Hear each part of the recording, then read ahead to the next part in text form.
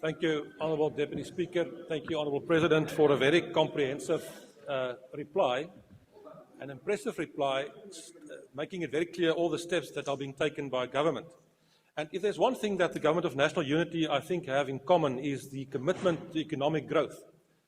And a lot of things, the things that you mentioned this afternoon is in terms of Operation Vulindlela. And we accept that, and if I understand it correctly, it means to open the way, but the way is not open. There's a problem with the way, with all due respect.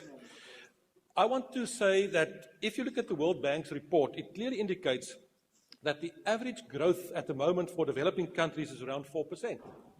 If you look at the top 10 African countries, the growth rates there vary between the lowest 5.9% to 7.9%.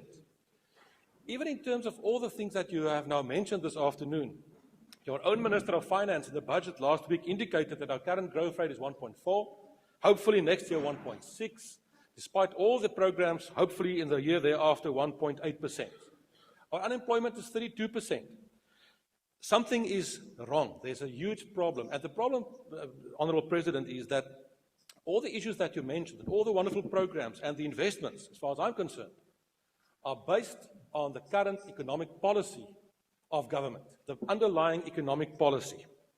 Now, that's why I asked the question specifically, are you prepared to take the initiative and to take the necessary steps to amend, to develop an economic policy that can make possible real economic growth in South Africa? Because that's what we need. If we don't have real economic growth, none of the programs that you've mentioned will be successful, none of them will be implemented. But that real new economic policy, as far as I'm concerned, needs to take a different approach with regard to certain basic things that I don't know if you're prepared to do that with regard to black economic empowerment, with regard to equity, employment equity. Thank you, Honourable Mulder. Your time has expired. Expropriation without compensation. Are you prepared to do that? Thank you, sir. The President. I'm rather surprised and taken aback when I hear that policies of black economic empowerment militate against the growth of our economy. That I find quite surprising, because I work from a starting point that our economy was held back over many years by the racist policies of the past. Those racist policies prevented all South Africans, or the majority of South Africans, to play a meaningful role in the economy of their own country. They were brought in, black people were brought in as hewers of wood and drawers of water. And they were just brought in as laborers. They were not even seen as consumers. They were not seen as active players in the economic landscape of our country. With democracy, what has now been happening, and what we seek to see happening, is the opening up of the economy, the broadening up of economic participation, which, if you observe, Honorable Dr. Mulder, you will actually see, and it's right in your face. You know, in apartheid South Africa, if you looked, for instance, at adverts for commodities, you would never see a black person being made to advertise either soap or milk or anything. Today, every advert you look at has got black people, because it's now been realized that it is black people who are the consumers, and they are economic players. Now, those who would want black people just to play the consumer role are truly mistaken. Black people must play a productive role as well. So I am really baffled. I'm baffled by people who still hanker for policies of the past.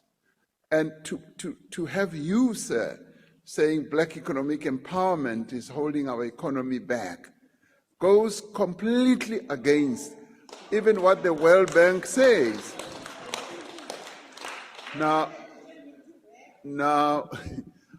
this I find quite surprising, because what is known very clearly as well is that, and a few years ago, the World Bank and the IMF came up with a report that one of the things that holds South Africa's economy back from growth is the level of concentration. Concentration, because they said the ownership of the economy is in far too few hands. Ownership has not spread. That is what the World Bank and IMF said. And that is precisely what happens in other countries. When you go to other countries, you'll find the citizens. I mean, in Africa, it will largely be black people. Wherever you go in the world, it will be the citizens. Now, in our country, it was just the few privileged, and may I continue to say white people, who continue to own the means of production, who continue to own the productive economy of our country. Now, We took them to America. Now, this I find very worrying. I find it very worrying that we continue to have this notion that BEE is the one that's holding our economy back. It is the partial and exclusive ownership of the means of production in our country that is holding this economy from growing. So,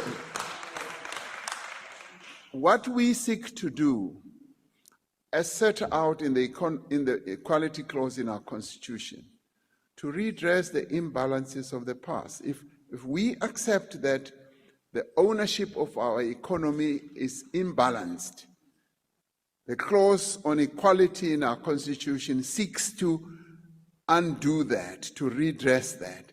So therefore, ownership of our economy should be broadened.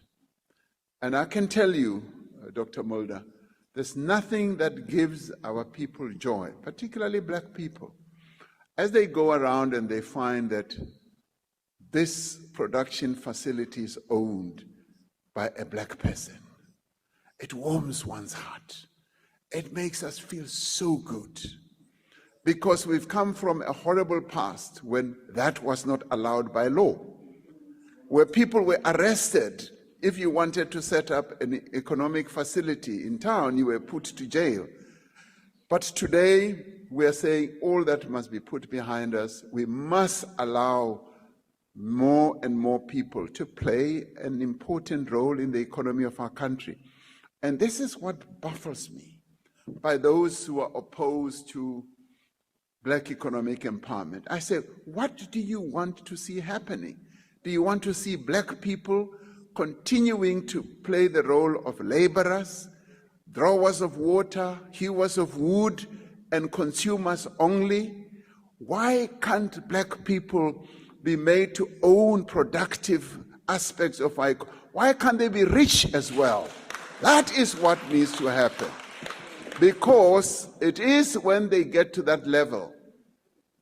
Dr. Mulder, you look at the Afrikaners, the history of your people.